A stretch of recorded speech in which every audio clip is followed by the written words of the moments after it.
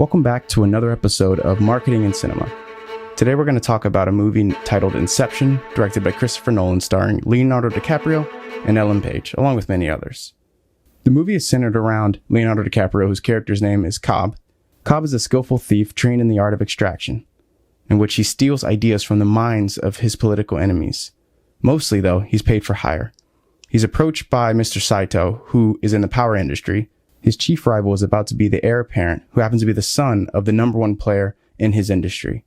Saito's mission is to get the heir apparent to the number one player in the power industry to actually break up his father's company. Problem is, the son has no real reason to be doing that. So instead of the typical plan, which Cobb would normally be stealing ideas, Mr. Saito says he should implant the idea in his head. Because this mission is set to be so difficult, Saito promises that Cobb, should he succeed, will be able to successfully get him back into the United States. As it happens, Cobb has committed too many of these crimes so that he can't even return back to the United States to see his kids. Not to get too far in the weeds in the movie, but he's committed a crime in which he thinks he's wrongly accused and he's on the run. But Saito promises that he can get Cobb home. There's only one small thing in the way.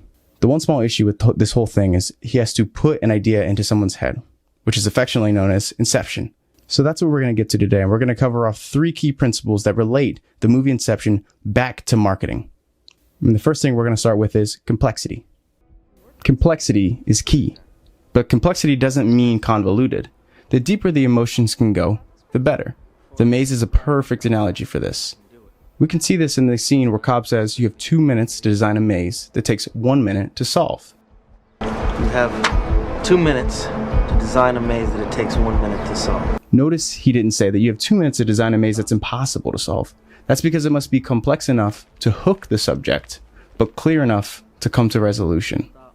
It's no coincidence that Ariadne, who also is named after a Cretan princess who fell in love with Theseus, who happened to be the son of Poseidon.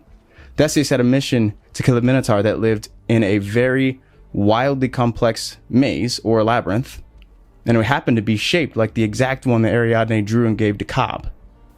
The interesting thing about Ariadne was that she gave Theseus a red thread that was able to help Theseus get back and out of the maze and out of the labyrinth safely.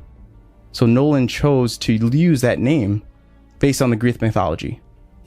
The key takeaway here is the most gripping emotions are buried deep in the consumer's mind.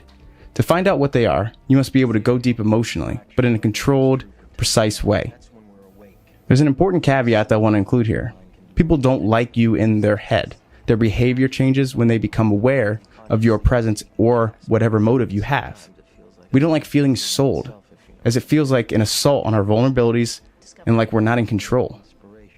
Consumers and humans have that in common.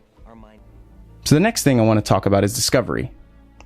The point of number 1, which is the complexity of something, is to create a solution where the subject, the consumer in our world, feels like the message they are hearing is an issue that they are discovering themselves. So again, remember our important caveat. The subject doesn't like it when someone else is in their head. We see this as Cobb explains the concept of genuine inspiration, which is the basis of the entire film. He draws a diagram that includes 2 arrows, one with create, one with perceive. And he says we do this all at the same time. And where he slips in between is right where they meet. Our mind continuously does this. We create and perceive our world simultaneously. And our mind does this so well that we don't even know what's happening.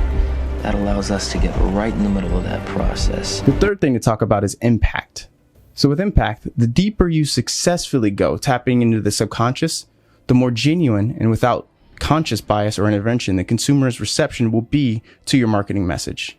The impact I'm referencing here is the story or idea that drives maximum impact to achieve a targeted goal. That is the mission. It needs to be relevant to your message and include triggers that heighten the emotion.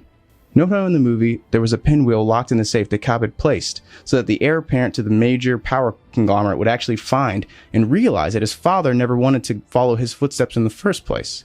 Cobb planted that there on purpose to heighten the emotion that he wanted him to be his own man.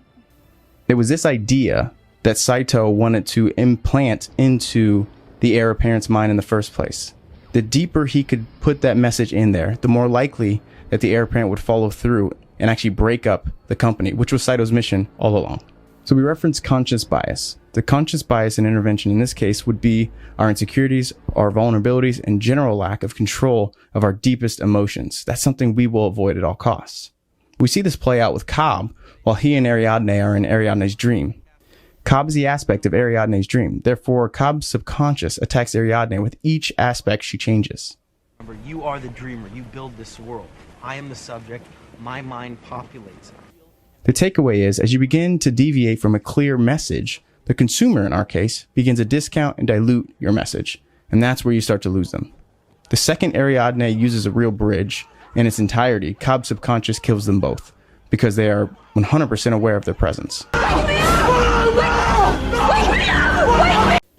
Ideas and conclusions are the most powerful when we discover them ourselves. Getting the consumer to feel like your marketing speaks directly to them, so much so that it feels like it was their idea, will massively increase its effectiveness. Just remember to deliver solutions based on deep, oftentimes complex emotions.